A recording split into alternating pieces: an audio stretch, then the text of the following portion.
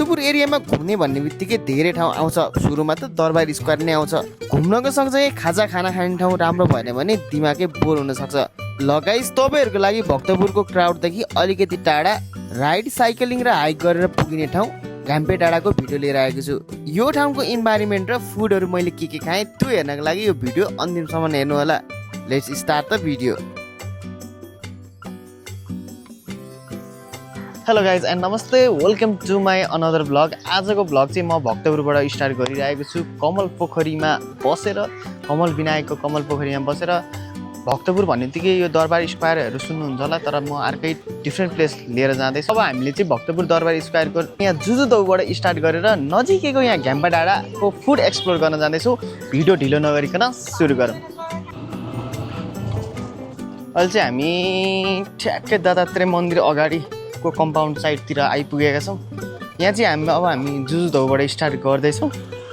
So हामी जुजुदौ खाऊँ है, यहाँनिर जुजुदौ पाइन्छ जस्तो छ। हामी त्यहाँ गएर अब जुजुदौ खान्छौँ। भक्तपुर भन्ने बित्तिकै जुजुदौ किन भनिदिन्छ, हामी जहिले जुजुदौ हालेर हुन्छौँ, तर यहाँको जुजुदौ एकदमै मिठो छ, त्यही भएर हालेर हुन्छौँ है त। कता हो कता मान्छे हुनुहुन्न यार।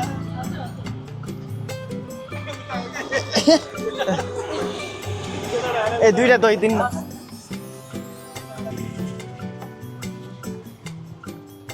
धन्यवाद।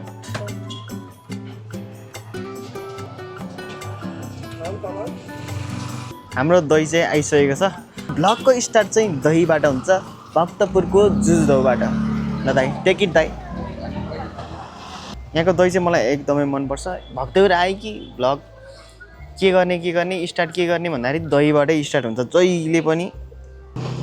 सूर्य विनायकभन्दा मास्तिर अब घाम्पे डाँडा जाने प्लान छ। अब त्यहाँ गएर के खाइन्छ थाहा छैन, थुप्रै खानेकुराको स्पटहरू रहेको छ। सो आज चाहिँ म घाम्पे डाँडा एक्सप्लोर गर्न गइरहेको छु। ल अहिलेको चाहिँ अब घाम्पे डाँडामा गएर भेटौँला। अहिले चाहिँ हामी भक्तपुर दरबार स्क्वायरदेखि अगाडि लाग्दैछौँ।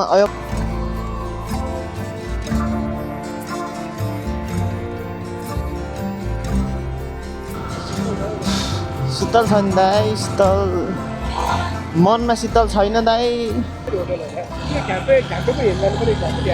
अहिले चाहिँ हामी घाम्पे डाँडा आइसकेका छौँ। यो चाहिँ घाम्पे डाँडाको भाइरल रोड भयो। यसको सँगै रहेको हामी सुकुटी घर, यहाँबाट देखिने भ्यू पनि बवाल रहेछ। अघि हामीले भित्र गएर हेरि पनि सक्यौँ। सो यो चाहिँ सुकुटी घर रहेछ घाम्पे डाँडा। ए सुकुटी हाउस त्यहाँ चाहिँ हामीले अब सुकुटी कस्तो रहेछ त्यो पनि टेस्ट गर्छौँ। हामीले चाहिँ अर्डर गरेको छौँ सुकुटी र पोर्क। यहाँ चाहिँ पोर्कको करी र पोर्क अनि फ्राई पनि आउने रहेछ। मैले कस्तो हुन्छ पोर्क पनि हेरौँ न भनेर टेस्ट गर्नको लागि अर्डर गरिसकेको छु। जाउँ अब भित्र गएर टेस्ट गरौँ कस्तो हुन्छ। ए पोर्क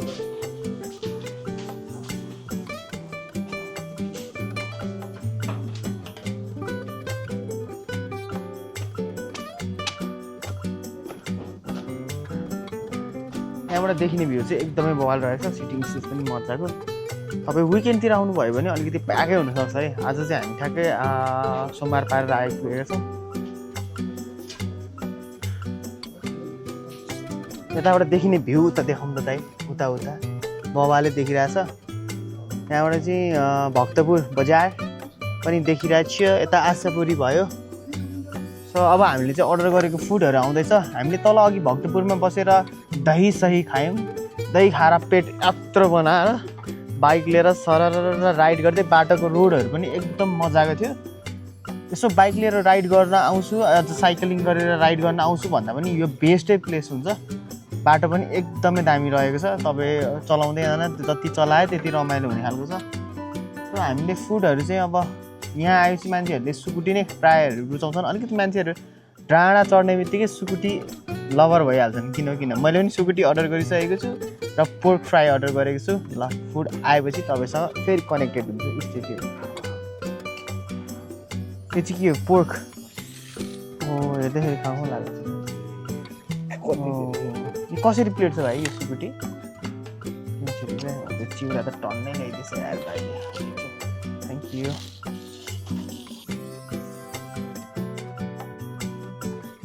ल हाम्रो आइसकेको छ सुकुटी यो पर प्लेटको 300 रुपियाँ छ अरे यसको चाहिँ कति भन्यो यार सोधिनँ कि क्या मैले यसमा चाहिँ हामीलाई प्याज अनि कागती अनि अचारहरू हालेर ल्याइदिनु भएको छ पिस हेर्दा चाहिँ एकदमै बवाल देखिरहेको छ गाइज होइन ओहो बवालले मिठो होला जस्तो छ कागती पनि टक्क हालेर खानु पर्यो बब्बाल देखिरहेको छ गाइज पोर्कको मासु नि बब्बाल है 3 लेयरै पुरै मजाको छ अब हामी खाँदैछौँ सुकुटी चिउरा अनि यो पोर्क फ्राई मलाई यो सुकुटी भन्दा पनि यो पोर्क चाहिँ एकदम बवाल देखिरहेको छ है गाइस आम्मामा देख्न सक्नुहुन्छ यस्तो अलिकति क्लोजबाट पनि देखाइदिउँ होइन ओहो पानी हालेर चाहिँ म चाहिँ अब सुरु गरेर ल गाइस अब अघि दही खाएको दहीभन्दा अगाडि पनि खुवा खाएको त्योभन्दा अगाडि पनि ढिँडो र लोकल कुखुराको मासु खाएको मैले चाहिँ रेकर्ड गर्दाखेरि कहाँदेखि सुरु गरेँ भने भक्तपुर दरबार स्क्वायरदेखि सुरु गरेँ जुजुदौदेखि तर मैले अगाडि नै धेरै चिज खाएर आएको थिएँ कि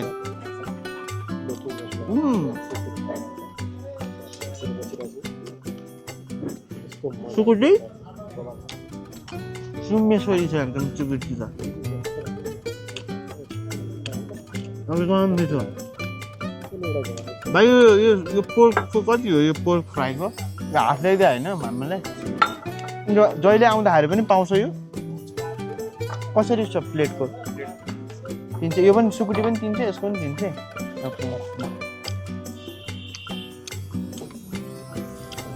ड्यू तपाईँ पाइप लाएर खानु छ है त अब सुकुटी चाहिँ एकदम मिठो छ अझ त्योभन्दा नि भ्यू देखाइदिनु नि त एकचोटि भ्यू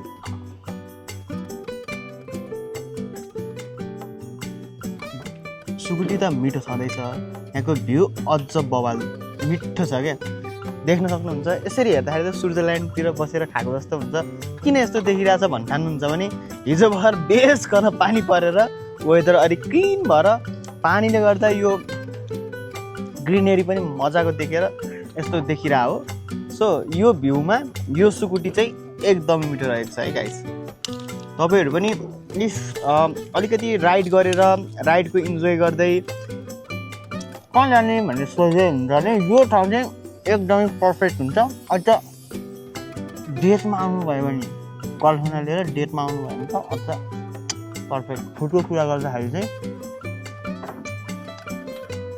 10 out of 9 छ क्या 10 out of 10 चाहिँ हाल्नु 10 out of 9 छ सो तपाईँहरू हाम्रो डाँडा आउनुभयो भने यो सुकुटी हाउसको सुकुटी चाहिँ ट्राई गर्नु होला एकदम मिठो रहेको छ अझ अरू सुकुटीको ठाउँमा यस्तो पोर्कहरू चाहिँ हुँदैन यो चाहिँ पोर्क पनि रहेछ सो मैले देख्ने बित्तिकै मगाइहालेँ त्यसपछि खाइ पनि हालेँ अरे कहना क्या चाहते हो तपाईँहरूले सुकुटी त कति ठाउँमा खाइसक्नु भएको छ होला तर यो घ्याम्पे डाँडाको सुकुटी चाहिँ मैले फर्स्ट टाइम खाएको योभन्दा अगाडि मैले उता चिसेनी होमस्टेको सुकुटी खाएको थिएँ त्यहाँको पनि मिठो त मिठो थियो अलिक त्यहाँको अलिक चाम्रो टाइपको थियो क्या अलिक साह्रो यो चाहिँ अलिकति है अलिक नरम खालको छ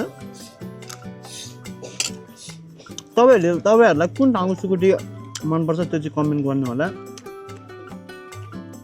सुकुटी त त्यही हो भन्नु ठान्नुहुन्छ होला सुकुटी त्यहाँ पनि त्यही हो सुकुटी त सुकुटी हो भन्नुहुन्छ भने त्यस्तो हुँदैन है गाइस शिवपुरीको सुकुटी डिफ्रेन्ट हुन्छ शिवपुरीको सुकुटी शिवपुरी त्यो के अरे नाम त्यो शिवपुरी माथिको होइन कहाँनिर बोलाउनु शिवपुरी सुकुटी खाऊ घर होइन त्यो शिवपुरी कति भिड हुन्छ त्यसमा त्यहाँ पनि डिफ्रेन्टै टेस्ट हुन्छ दिनमा कति 800-900 प्लेट भन्दा पनि बढी जान्छ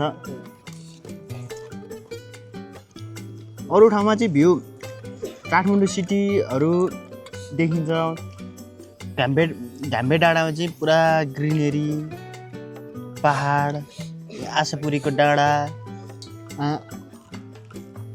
त्यस्तो देखिने रहेछ क्या बेलुका त घरमा गएर खाँदैन होला सबै खाइसकेपछि यहाँको सुकुटी चाहिँ एकदम मिठो छ प्लस यहाँको भ्यू पनि तपाईँहरू पनि अलिकति चिल भएर सुकुटी चिउरा इन्जोय गर्दै राइड गर्दै इन्जोय गर्न चाहनुहुन्छ भने पक्कै पनि आउनु होला भिडियो कस्तो लाग्यो कमेन्ट गरिदिनु ल tata bye bye until next video bye bye see you